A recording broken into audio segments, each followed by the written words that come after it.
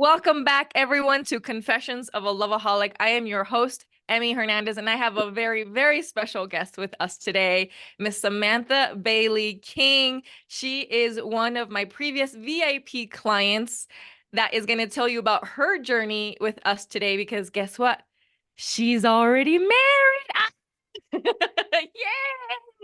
She met her soulmate, got married. I wanted to give you the punchline in the beginning so that you would be present and listening to everything that she has to say because her journey is absolutely amazing. And guess what? Because she went through this journey, she was inspired to go through her own.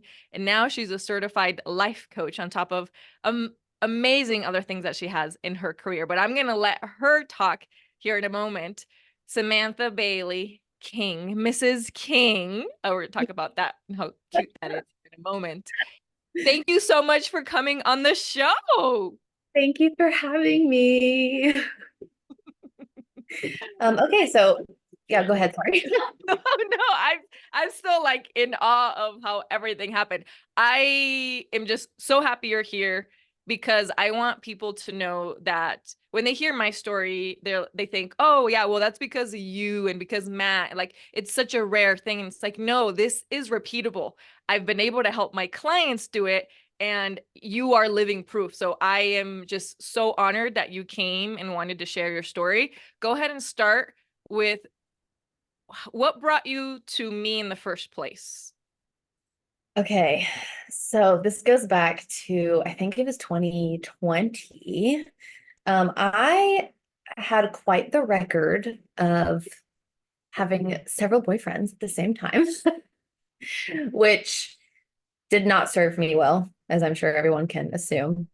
And then unfortunately, I mean, fortunately, I experienced this, and unfortunately, I experienced it. I ended up getting pregnant in 2019 with a man that was quite abusive, which was actually part of the reason why I unfortunately miscarried.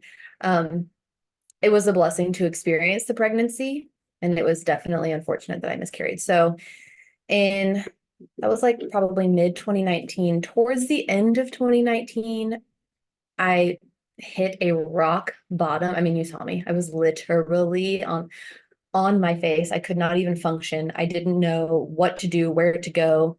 And to be honest with you, therapy was not working at the time at all. And then I remember someone suggesting a life coach for me. And I had no idea what that was. I had never heard of a life coach before. So I asked more questions and then she sent me her contact information and I did a consult with you. And it was like, I don't even remember how long it was. It seemed forever. I'm pretty sure it was probably like 30 or 45 minutes. And just one consultation with you, my life already started to change. And I remember I told you, like, because I think you asked me like what my biggest problem was at the moment. And I'm pretty sure I mentioned the miscarriage. And then I also mentioned like I keep having multiple boyfriends at the same time. Like it literally was an addiction. I could not stop doing it. And it's not like I was dating multiple guys. I literally had two boyfriends at the same time in this moment. And I remember, Emmy, you suggested polyamory, and I honestly, no one has ever given me that freedom to even explore. So at first I was like, no, no, my gosh, no. And then I was like, you know what? Maybe that's my thing. So because you gave me the freedom to explore that option, I learned that I was monogamous. So that's how I remember our first interaction and how I started coaching with you.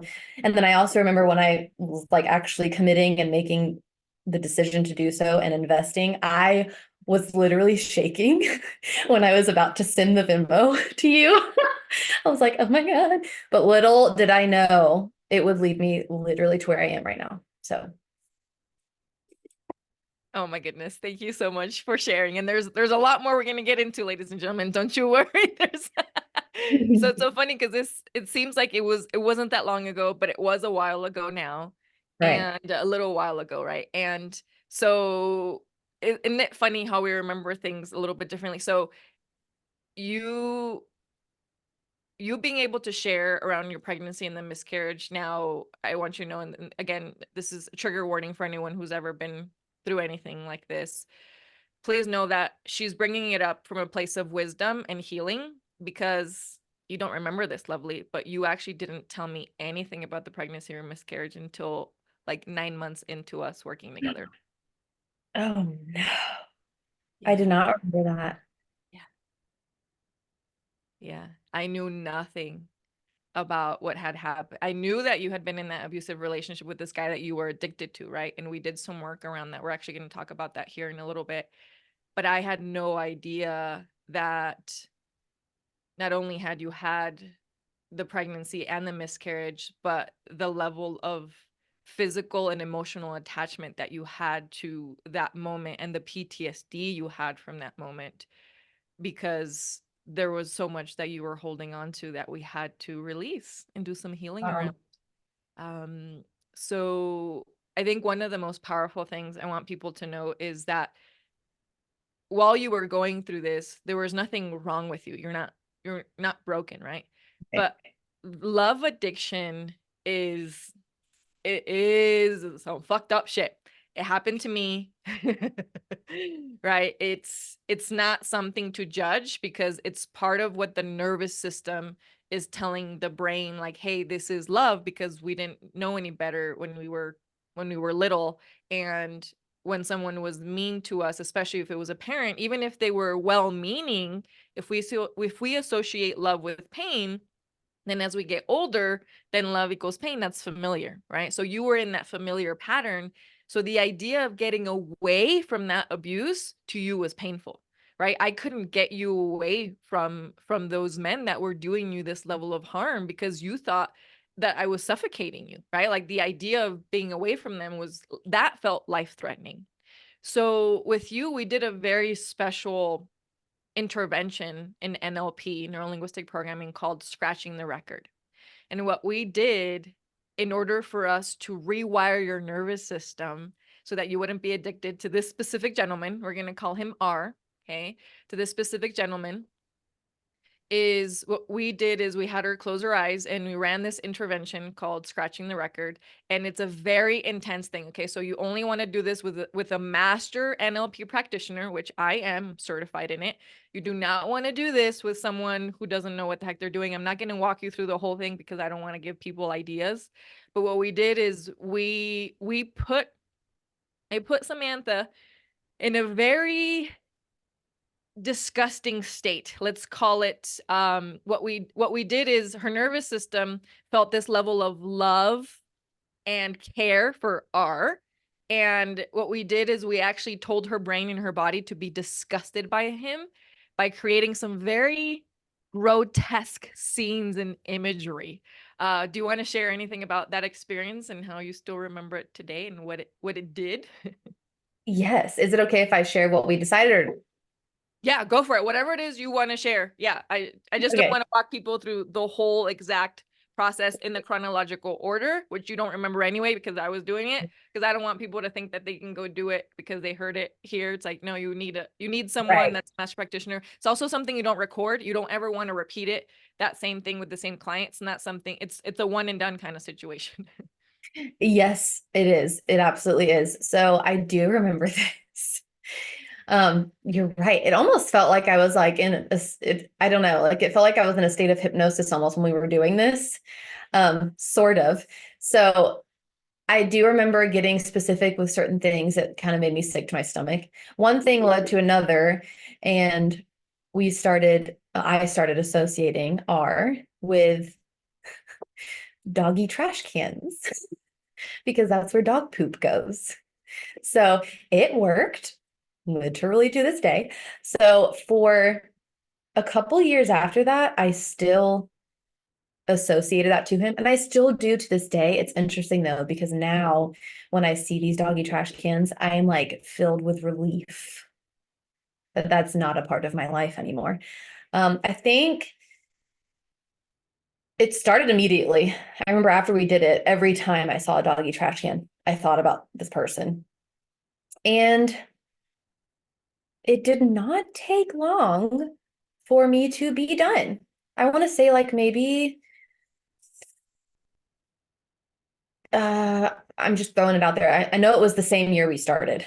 I'll say that. I know it was the same year we started. I finally was like, okay, gross. I am done. And it's interesting because that was not the like total healing moment for me because I actually ended up getting in another relationship and we did the same thing for the other guy. And I firmly believe that is what got me out of that relationship with him as well. And that was more of like a psych ward situation. Or like being in like a white room, like I think I was like tied to a bed or something. I can't remember exactly what it was. And it kind of freaked me out.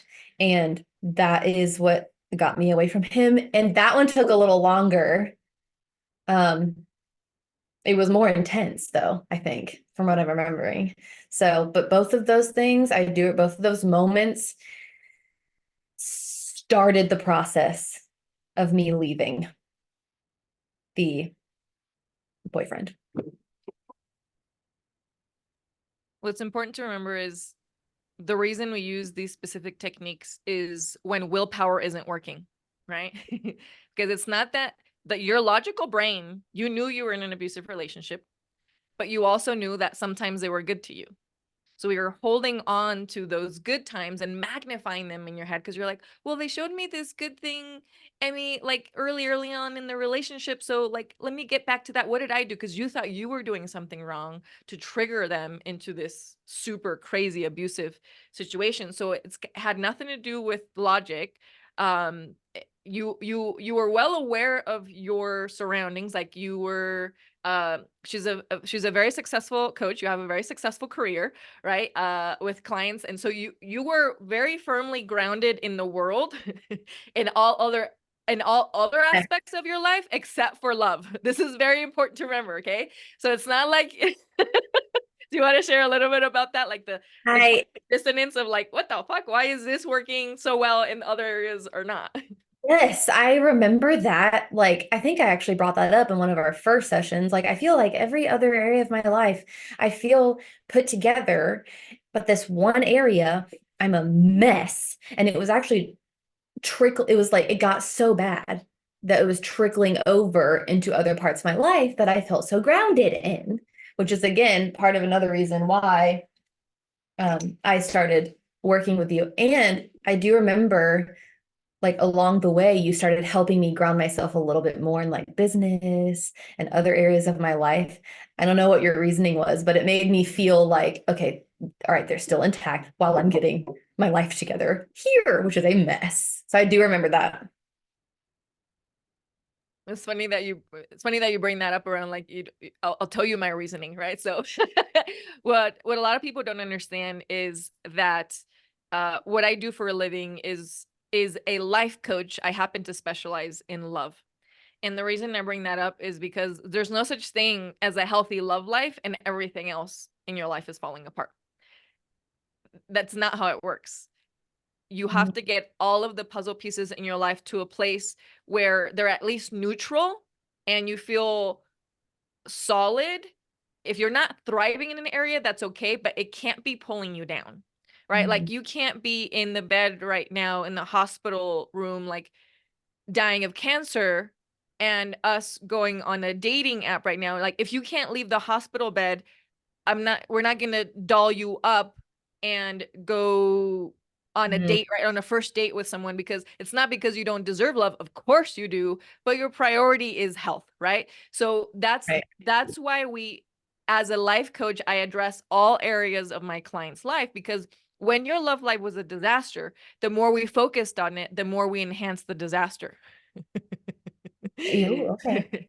Okay. So, because you weren't ready, this is because you weren't ready to address it. Your ego kept going back to the same pattern over and over and over again. So what we could address was areas in your career and in your business that where you were starting to thrive in. So when we shifted the energy to start helping you thrive and build abundance, financial abundance, you started changing your identity in that area. And then you realized, oh, that it wasn't conscious, but unconsciously you started realizing that you could change. and things could shift. So that's when, once we started finalizing a little bit more on your financial side, you're seeing all this put together now, right? Because we haven't talked about debrief after the wedding. Yeah. Once you had some more financial stability and you felt good about yourself there, and you started not just being neutral, you were thriving, then we went back and started consciously addressing your love life. And that time you were open to it, because now you're unconscious, be like, oh, we can change. Yes, that makes sense. I think it was, I'm remembering, oh my gosh, now see, now memories are flooding back. I remember you helped me with self-trust. That was a big one. And integrity. Those two were like the biggest things for me. I was like codependent on everybody and their mother. And I did not have independence. I didn't feel self-confident. I didn't trust myself. And we started working on that, and we started working on business. And I remember this. Do you remember this, Emmy? Like my entire room was a vision board. Do you remember how I had like pictures all over I had tacks in my walls. Like I literally had to like putty all of them before I left, almost my entire room, because everything was like covered. My walls were covered to help me with everything that you were teaching me.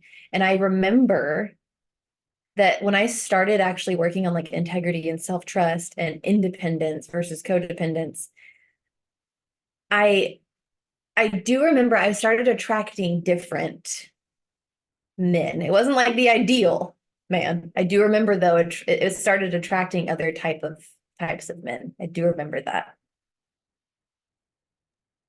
And you see how everything was connected though. And Hmm. we started. So I remember very clearly there was one time in a session where, I don't know where this belief system came from for you, but it was very well established. And somewhere along the lines, when you were little, before you were 5, someone told you, and you believed it up until adulthood, that you were a liar. Hmm. Do you remember that? You had Yes. that so ingrained in you that you were a liar, you were a liar, and you had to fulfill that destiny. So you kept lying to yourself. You lied to me a few times. This was funny, right? So, but because I knew what was happening, I was working with you to come back to a point where it's like, hey, it's okay for you to tell me X, Y, and Z. You were so worried about getting in trouble that you were lying to yourself.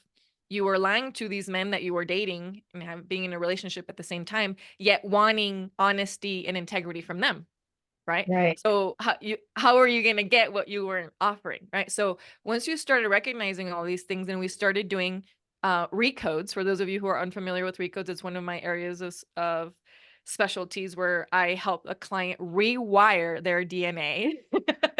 Do you want to talk about your experience with the recodes, Samantha?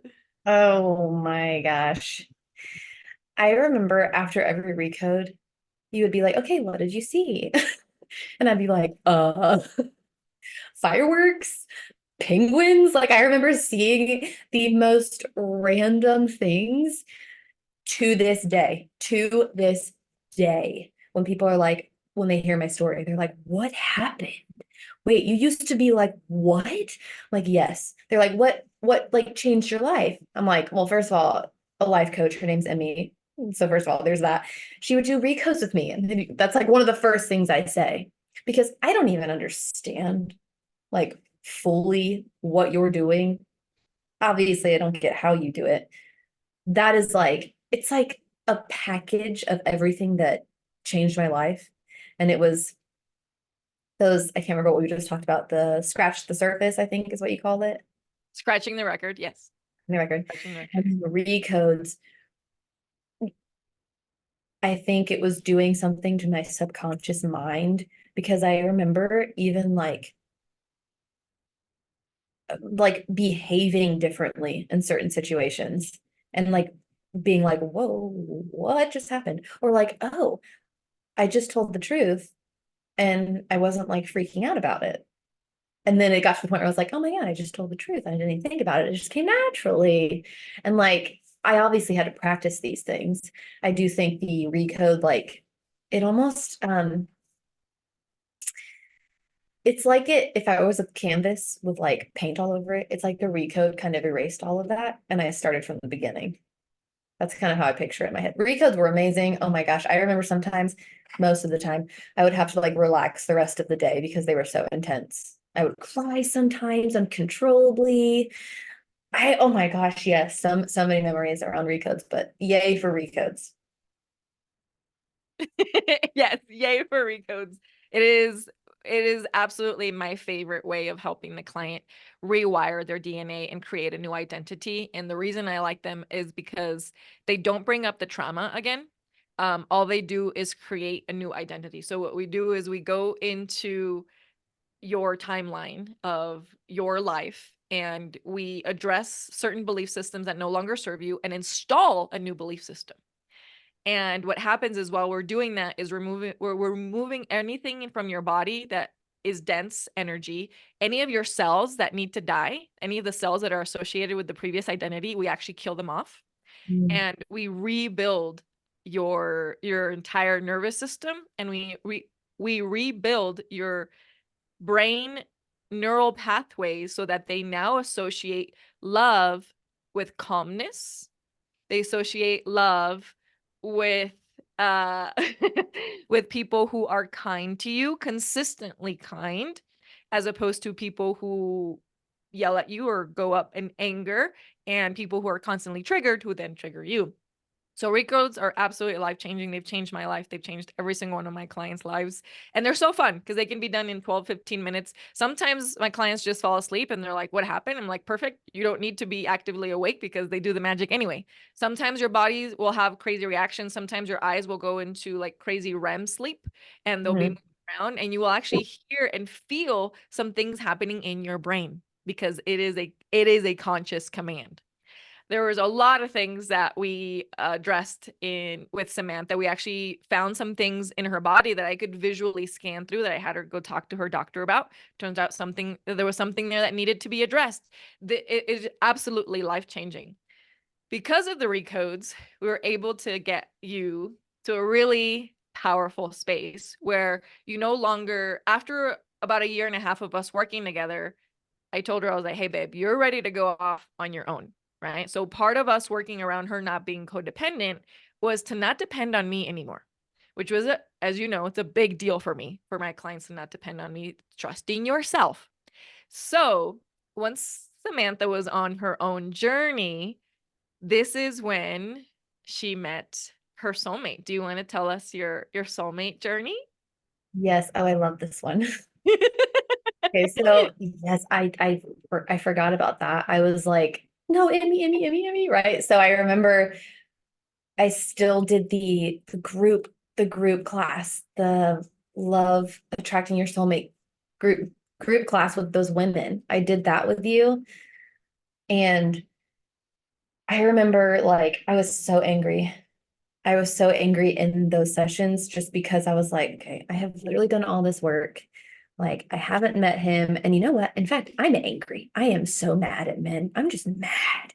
And I remember you telling me, great, it's part of the process. And I was like, what? What? And you're like, be mad, go be mad. And like, I will never forget that. I mean, yes, when you said that to me, I was like, okay, I'm gonna go be mad. This feels good. So I was single. Like, whoa, hold on. I was single. Hasn't happened since I was like 12 years old. So I was going on dates with guys to help I wanted to practice. I wanted to like see like what I wanted, what I liked, what I, didn't like, what I didn't want. I was trying to pick up on certain things you taught me probably about a year. And I was still in that course. I was so mad. And I remember even being like, I think I like, when was it? Okay, one of the courses or one of the sessions, this is nuts. You got us to make room for our soulmate in our closet. And I remember being like, that's so stupid. And of course, Emmy's like, make sure you post it in the group. And I'm like, great. I got freaking post something I don't want to do. I'm going to give him a little sliver. I'm giving him a sliver. I was so mad. I'm like yanking stuff out of my closet. I'm like, oh, that's from an ex. I'll just trash it. Emmy's going to make me do it anyways. Like, I'm just like so mad. Made room for this invisible soulmate in my closet. And long story short, my soulmate at the time was living right above me with his partner at the time, who made no room for him in their closet. And I found this out later, which blew my mind. Blew my mind. Like, I am living below my soulmate for a year, so angry at everybody, still doing the work, and then making room for him in my closet. And then one thing led to another. I started dating this one guy, and I was like, all right, for about 5 months, that was definitely not whatever. I became friends with my now husband, and he ended up, that relationship didn't follow through any either. So when I was like going through this last breakup, I'll call it my last breakup, because I was like, okay, I'm done. I'm not dating. I'm just going to stay single for a while. I'm going to do my own thing. I'm going to travel. He was also going through the same thing. So he was like, hey, let's hang out. I want to do those things too. And I was like, okay, well, I'm sure. Well, come on over. I like fast break bars and wine. Can you bring those over? And he would. And so we built this friendship, and it was amazing. And then one thing led to another. And I remember him being like so assertive and so calm and very confident in knowing what he wanted. He asked like the simple question, have you thought about me romantically? About like a few months into, I mean, we had been friends. I mean, I knew him when I made room for him in my closet. We just weren't like hanging out all the time.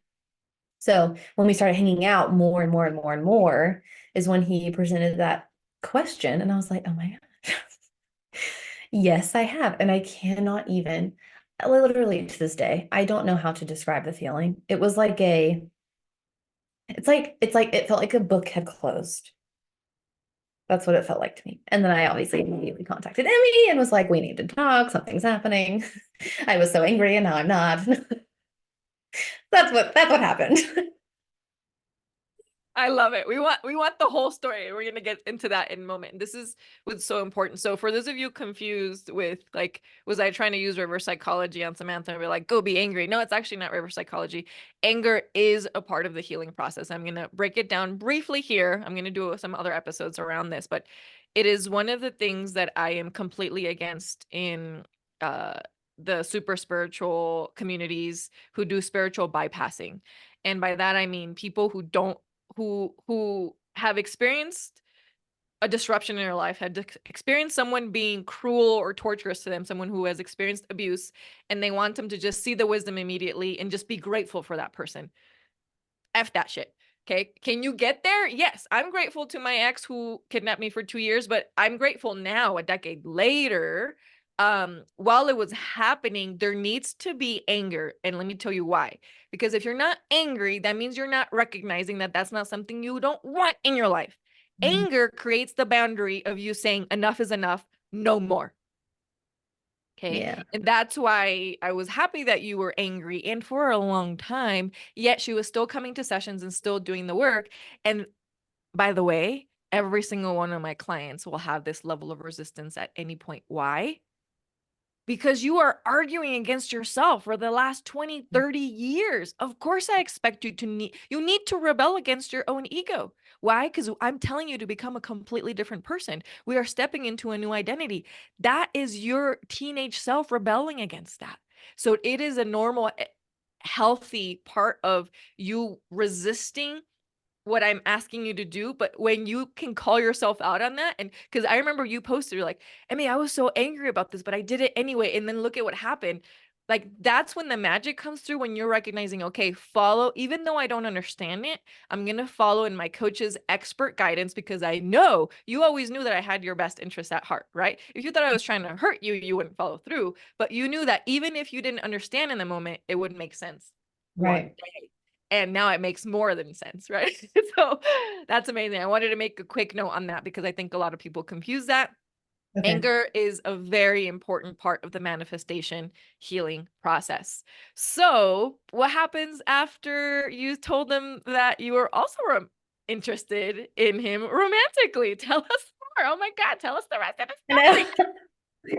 So really quick, I think the best thing you did for me, Emmy, was give me permission to feel certain things I was feeling. Like, that just resonated with me the best. And I remember when I was like, I'm angry, and you're like, good, go be angry. The the memory of you being like, have you explored polyamory? Was like, oh, that's how I learned I wasn't polyamorous. So maybe I should go be angry so I can learn something. So thank you. One of the best things you did for me. Yes, I love you. So, okay, yes, we were friends and then we started dating, and it was like real quick. Like it was like everything fell together in its place. He was calm, he's kind, he set firm boundaries with me. Um, I learned how to set boundaries with him. We started dating in like January. Then this man was like, okay, I need to be with you. Like, I want to be with you now. So let's talk about living together. And I was, oh my God, I'm so excited. So then he moved in like May. And then like a month later, he was like, okay, I like this isn't enough. I need to be with you more. And I'm like, okay, we're like, yeah, sure. Freaking out on the inside. And then he was like, oh, we talked about getting married. And I was like, oh my God, yes, literally, yes. And I have never, Emmy, you know me. I was like, no, heck, no, no, commitment forever. I'm talking to a woman who loves two men at the same time, please, no. And I was like, maybe one day, like I'd like that, but like I'm a two boyfriend kind of person. That was not even present with him. It was like, oh my God, yes, I need to be with you. I want to be with you so bad. And then he proposed in August and we got married in December.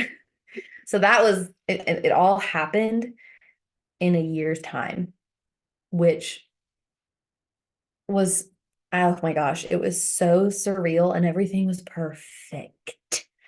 Everything was perfect. I mean, there was, drama here and there. It was nothing we felt like we couldn't get through. So yeah, it's been amazing so far. I love it. You are watching and listening a newlywed, ladies and gentlemen. This is who we are now. Yes. Almost February 2024, and she's been married for a little over a month, 2 months now. Mhm. So congratulations again. I love it. I love it. I love it. I love it. So Samantha and I liked to joke because tell them about the king and queen stuff that I used to tell you before. Oh my God, I can't believe I forgot about that. Oh yes. Okay, even when we first started coaching together, you would in my recodes, just talking with me, she would refer my soulmate to me as my king. And I'd be like, this man better be like, well, whatever you believe in, whether that's God or the universe or whatever it is, let me tell you, they were real specific with following Emmy's direction. And my husband's last name is King. So mine is King now. And when I heard his last name, I didn't know his last name until like we started hanging out more. I was like, wait, hold on, what's your last name? He's like, King. I'm like, Emmy? Yes, that was amazing. I love it because when she sent me a text, she's like, Emmy, you're never gonna believe this. And I was like, what? And she's like, I met someone and he's amazing and he treats me like a queen and like she's going on and on. I'm just like over here oozing, giggling, and I'm like, yeah, it's not an accident. Of course I'm gonna believe this, right? Because I was like, we made this happen. This is not an accident. And she sent me all these pictures, and I'm just like, oh my God, you two are just absolutely gorgeous together. And you're like, I'm his queen, and guess what? He's an actual king. He's an actual king. Can you believe this? And I'm like, yeah, not surprised, right? So like a surprise that the universe made it very specific because that I was not expecting, right? So like, Right. touche, universe, touche, right? But we're always talking about letting the universe surprise you. We're like, okay, this was amazingly powerful. So yes, if you're out there looking for your king, this is the powerful part of Samantha learned how to become a queen first. Do you want to Mhm. tell them about queen energy and what it takes to attract a king? Oh, oh, queen energy. Oh my goodness. Okay. So I think for me, queen energy is being able to sit with yourself. I think that's probably what I would call queen energy, whether that is, celebrating with yourself, whether that is sitting with discomfort, whether that is sitting with pain. I think that is queen energy. I also think queen energy is seeking the help when you need it, because I firmly believe that I would not be in this queen energy if it were not for you, Emmy, like, and everything that you have guided me through. I mean, Recode, honestly, if you want clean energy, just Emmy.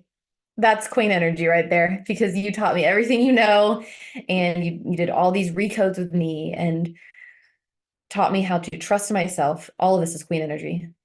I am now independent and I'm also interdependent with my husband. Um, I have a soulmate who actually treats me well, which is for the first time in my entire life have I ever been treated this well by a man. Um,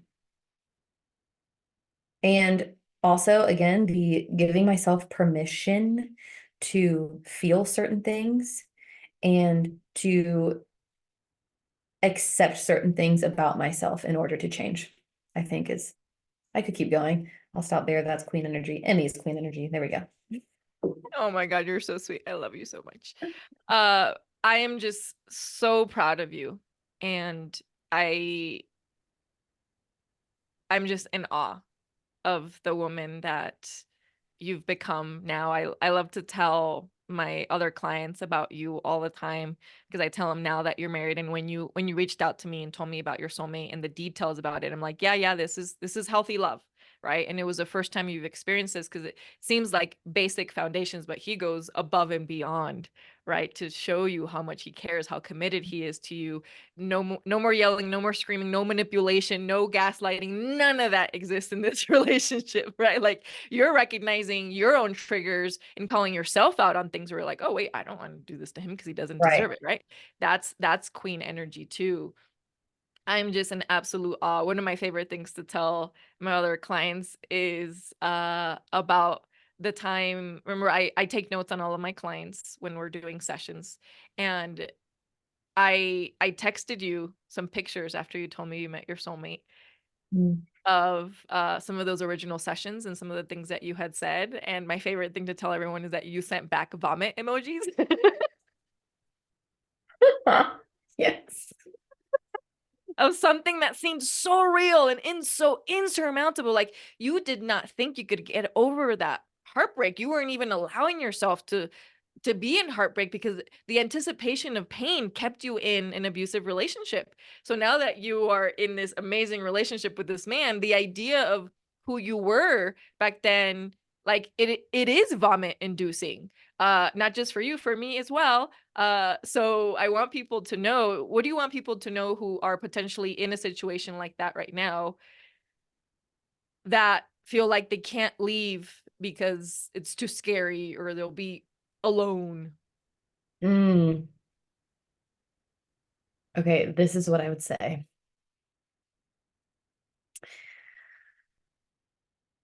Well, first of all, I will say Emmy is definitely the life coach for you. And then I would say, no matter how you're feeling, show up to the call with Emmy, even if you feel like crap. Y'all, I would show up on these calls with Emmy in my truck with my hair on top of my head, mascara flowing down my cheeks. So, and I really believe the consistency of attending these sessions with Emmy is what got me on the other side. Because I could say all day long, you will get on the other side. You will get on the other side. You will, to be honest, it's going to be a lot harder, and you may not if you don't commit to showing up to the calls, even when you feel like crap. Thank you. That's powerful. And I'll add, because you learn this as well, especially when you feel like crap, Yeah. right? Especially when you feel like crap. There were, and I think you had to learn this because we've been taught as women, when you don't feel good, you want to hide, and you want to hide in your own little world. You're like, oh, hey, I'm not available. And, for any normal business call, I would say, yeah, definitely reschedule. But with me, that's it, especially when I need you on the call, because that's why I'm here. I'm here to help you through that crisis mode. And to your point, Samantha, there are so many people who go through heartbreak and don't do the healing work, but they keep attracting the same person over and over and over again, just different names. And you Like already had that, right? You were already there when you came to me. So the that's same name. yeah. Oh yes, there was a situation where she had literally the same guy. And I was Same like, this is my soulmate, Emmy. And she Oh was like, my God. okay, close your And I'm eyes, like, recode. yeah, okay, sure. right? And I'm like, okay, tell me about him. And then she described it. And I'm like, okay, let's talk a little bit more because we need some more work on this one. But I loved you through it, right? I Yeah. loved you through it because that's the only thing that does help is like the non-judgment part is like to be there for you, not judge you, and Mhm. also, like you said, give you permission to feel what you were feeling because for most of your life, your feelings had been invalidated, right? So you didn't know what was real and what wasn't, which is why you thought you were a liar because you Right. had been gaslighting yourself. But once you learned that it is normal to feel insecure and sad and all these different things, everything just changes. So I'm just so proud of you for choosing to do the work, even though it was freaking hard and even though it was painful, but it was all worth it, wasn't it? Yes. Oh my goodness. I love it. I love it. Do you want to tell the ladies a little bit about how amazing your husband is and how he spoils you and what are some of the things that are soulmate love energy versus just a good boyfriend? Oh God. Okay. So one of the things I love about him is he cooks for me. He cooks for me. Well, he's a first responder and a paramedic, and he's in nursing school too. So he has a lot going on, and he still makes time to cook for me and to pack my lunch when he is away at shift. It is literally the most amazing thing. Literally, just last night, I come home to my room, our room, ooh, with like ambiance lighting. It's beautiful. The bath was going. There were bubbles. And he's like, "Would you like to get in the bath?" Oh my God. Yes, I'll get in the bath. So I got in the bath. He leaves the room, comes back with a glass of wine. And he's like, "Here you go." Literally, this happens all the time. All the time. Let's see. Let me think of one other thing. Um, every single morning. So since he's like 24 hours on, 48 off. Every single morning, even when he is not working, he wakes up and he makes my coffee for me and walks me to my car when I have to go to work. There is not one morning I wake up and he stays in bed. There's definitely many more, but let me just tell you, it never gets old. It never, well, I know it's really new for me. It has not gotten old, and I really doubt it will get old. So yeah. I love it. My lovely. Thank you so much for sharing all that. We could literally stay, and I kid you not, because I've been talking to Samantha behind the scenes. We could be on here for 3 hours straight and just give you a list of all the things that this man does for her and that she does for him, and we wouldn't be done. Okay. Same thing with me and my husband. And I can tell you, lovely, it doesn't get old. We're going on 7 years. And it's the same thing, right? So what I want people to know the difference between what Samantha is sharing versus like how do you know if you're in a situation with someone is abusive or toxic is covert narcissists will do all the things that Samantha is describing, but then they'll stop doing it after about 90 days. Very Oh, important, okay? They're yes. they have a 90-day expiration date. They will start turning things around. So this episode is not about narcissistic abuse, but I do want you to know that Samantha experienced covert and overt narcissism. And now the reason that everything is shifted and very different with her husband, Mr. King, so sexy, is because all of the things that he does, he's done them consistently throughout their behavior without, we'll call them temperature drops, right? Like his demeanor with her is consistent, his energy with her is consistent, his commitment is consistent. He's not like super upset one day and the next day cold, and then the third day comes back and be like, "Oh, you want to go to the park, you want to go to Disneyland," like try to surprise grand gesture her. Like, no. Do you want to comment something about that? God, these are just things because life is so good right now. These are things I forgot.